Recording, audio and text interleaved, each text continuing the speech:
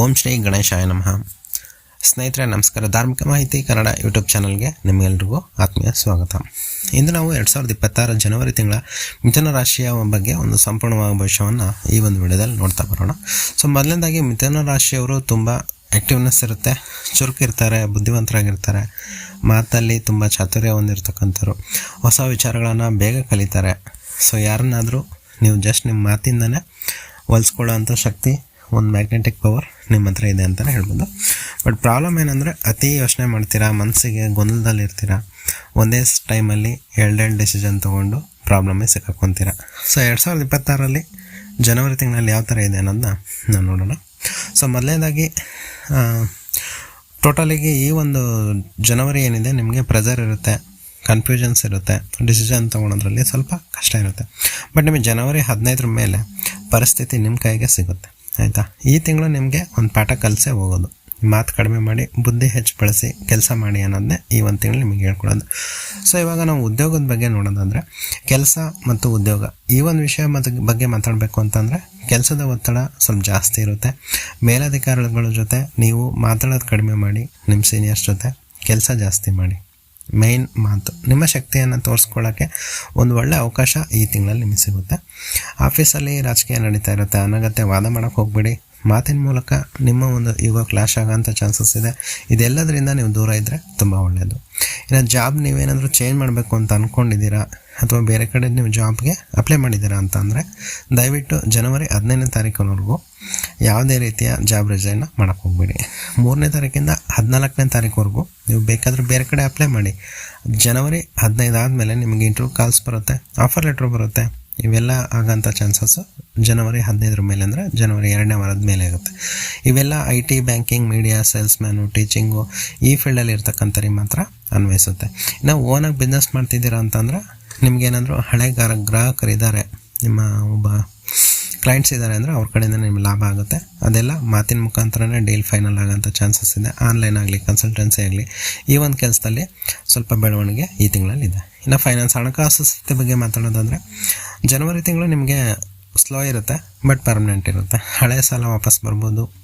ತಿಂಗಳ ಕೊನೆಯಲ್ಲಿ ಸಣ್ಣ ಲಾಭ, ಅಂದರೆ ಎಕ್ಸ್ಟ್ರಾ ವರ್ಕ್ ಮಾಡಿರೋದಕ್ಕೆ ಬೋನಸ್, ಈ ಥರವನ್ನು ಸಿಗ್ಬೋದು. ಬಟ್ ನೀವು ಅನಗತ್ಯ ಖರ್ಚನ್ನ ಮಾಡೋಕ್ಕೆ ಹೋಗಬೇಡಿ. ಸಾಲ ಕೊಡೋದು ಮಾಡೋಕ್ಕೆ ಹೋಗಬೇಡಿ, ಯಾರಿಗೂ ಕೂಡ ಸಾಲ ಕೊಡಬೇಡಿ. ಈ ತಿಂಗಳು ನಿಮಗೆ ಯಾವಾಗ ಹಣ ನೀವು ಉಳಿಸ್ತೀರ, ಈ ಮಂತು, ನೆಕ್ಸ್ಟ್ ಮಂತ್ ನೀವು ಹ್ಯಾಪಿಯಾಗಿ ಲೈಫ್ ಲೀಡ್ ಮಾಡ್ಬೋದು.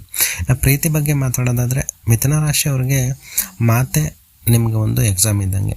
ಸೊ ನೀವು ಯಾವ ಥರ ಮಾತಾಡ್ತೀರಾ ಅದ್ರ ಮೇಲೆ ಡಿಪೆಂಡ್ ಆಗುತ್ತೆ. ಆಫೀಸಲ್ಲಿ ಸ್ನೇಹ ಆಗ್ಬೋದು, ಸೋಷಿಯಲ್ ಮೀಡಿಯಾದಲ್ಲಿ ಪರಿಚಯ ಆಗ್ಬೋದು, ಅಥವಾ ಒಟ್ಟು ಯಾವುದೋ ಒಂದು ವ್ಯಕ್ತಿ ನೀವು ಅವ್ರು ಮಾತಾಡೋದು ನೋಡಿ ಅಥವಾ ಅವ್ರು ನೀವು ಮಾತಾಡೋದು ನೋಡಿ ಇಬ್ಬರು ಒಂದು ಇನ್ಫ್ಯಾಚುಯೇಷನ್ ಅಂತೀವಲ್ಲ, ಅಟ್ರಾಕ್ಷನ್ ಆಗುತ್ತೆ. ಬಟ್ ನೀವು ಅಟ್ ಎ ಟೈಮ್ ಇಬ್ಬರ ಜೊತೆ ಡೇಟಿಂಗ್ ಮಾಡೋಕ್ಕೆ ಹೋಗಬೇಡಿ, ಆಯಿತಾ. ಒಂದೇ ದೋಣಿಲಿ ಕಾಲಿಡ್ಬೇಕು, ಎರಡೆರಡು ದೋಣಿಲಿ ಇಡೋಕ್ಕೆ ಹೋಗಬಾರ್ದು. ಆಲ್ರೆಡಿ ನೀವೇನಾದರೂ ಪ್ರೀತಿ ಮಾಡ್ತಿದ್ದೀರಾ ಅಂತ ಅಂದರೆ ಸಣ್ಣ ಪುಟ್ಟ ಮಿಸ್ಅಂಡರ್ಸ್ಟ್ಯಾಂಡಿಂಗ್ ಆಗುತ್ತೆ. ಸೊ ನಿಮಗೆ ಬೆಟರ್ ಅಂದರೆ 3, 12, 18 ಮತ್ತು 24 ಈ 4 ದಿನ ಮಾತಾಡೋಕ್ಕೆ ಹೋಗಬೇಡಿ, ಜಾಸ್ತಿ ಮಾತಾಡೋಕ್ಕೆ ಹೋಗಬೇಡಿ, ಮಾತು ತಪ್ಪಿಸ್ಬೇಡಿ, ಆಯಿತಾ. ಸೊ ಮಾತಿಂದನೇ ನಿಮಗೆ ಪ್ರಾಬ್ಲಮ್ ಆಗೋಂಥ ಚಾನ್ಸಸ್ ಇದೆ, ಮಾತಿಂದನೇ ನಿಮಗೆ ಲಾಭ ಆಗೋಂಥ ಚಾನ್ಸಸ್ಸು ಇದೆ. ಸೊ ಫ್ಯಾಮಿಲಿ ಬಗ್ಗೆ ಮಾತಾಡೋದಾದರೆ, ಕುಟುಂಬದಲ್ಲಿ ನಿಮಗಿಂತ ಹಿರಿಯರು ಏನಿರ್ತಾರೆ, ನಿಮ್ಮ ತಂದೆ ತಾಯಿ ಆಗಿರ್ಬೋದು, ಅಣ್ಣ ಆಗಿರ್ಬೋದು, ಸೊ ಅವ್ರ ಆರೋಗ್ಯದ ಬಗ್ಗೆ ಸ್ವಲ್ಪ ಗಮನ ಕೊಡಿ.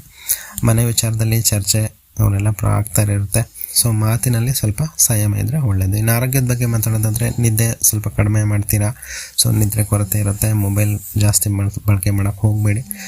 ಪ್ರತಿದಿನ ನೀವು ಅಟ್ಲೀಸ್ಟ್ ಒಂದು ಪ್ರಾಣಾಯಾಮನಾದರೂ ಮಾಡಿ, ಇಲ್ಲ ಸಣ್ಣ ವಾಕ್ ಆದರೂ ಮಾಡಿ, ಅದರಿಂದ ನಿಮಗೆ ಒಳ್ಳೆಯದಾಗುತ್ತೆ. ಈ ತಿಂಗಳಲ್ಲಿ ಒಳ್ಳೆಯ ದಿನಗಳು ಯಾವುವು ಅಂತ ಹೇಳೋದಾದರೆ, 6ನೇ ತಾರೀಕು, 9, 15, 21 ಮತ್ತು 27 ಈ 5 ದಿನಗಳಲ್ಲಿ ನೀವು ಹೊಸ ಕೆಲಸ ಮಾಡ್ಬೋದು, ಇಂಟರ್ವ್ಯೂಗೆ ಹೋಗ್ಬೋದು, ಲವ್ ಪ್ರಪೋಸಲ್ಸ್ ಮಾಡ್ಬೋದು, ಅಥವಾ ನಿಮ್ದೇನಾದರೂ ಮೇಯ್ನ್ ಡಿಸಿಷನ್ ತೊಗೊಳೋದಿದ್ದರೆ ತೊಗೋಬೋದು. ದೇವಸ್ಥಾನಕ್ಕೆ ಹೋಗಿ ಪೂಜೆ ಮಾಡಿಸೋದಿದ್ರು ಕೂಡ ಮಾಡಿಸ್ಬೋದು.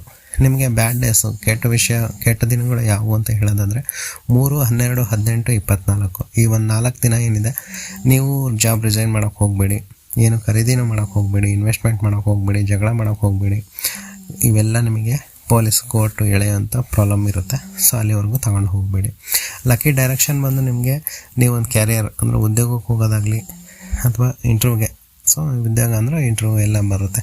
ಸೊ ಉತ್ತರ ದಿಕ್ಕು ಮತ್ತು ಪೂರ್ವ ದಿಕ್ಕಲ್ಲಿ ನೀವು ಸ್ವಲ್ಪ ಹೊತ್ತು ಕೂತ್ಕೊಂಡು ದೇವ್ರ ಧ್ಯಾನ ಮಾಡೋದ್ರಿಂದ ನಡೆಯುತ್ತೆ. ಇಲ್ಲ ನೀವು ಅದೇ ದಿಕ್ಕಲ್ಲಿ ಅದು ಆಫೀಸ್ ಇದೆ ಅಂದರೆ ಹಾಗೆ ಕೂಡ ಹೋಗ್ಬೋದು.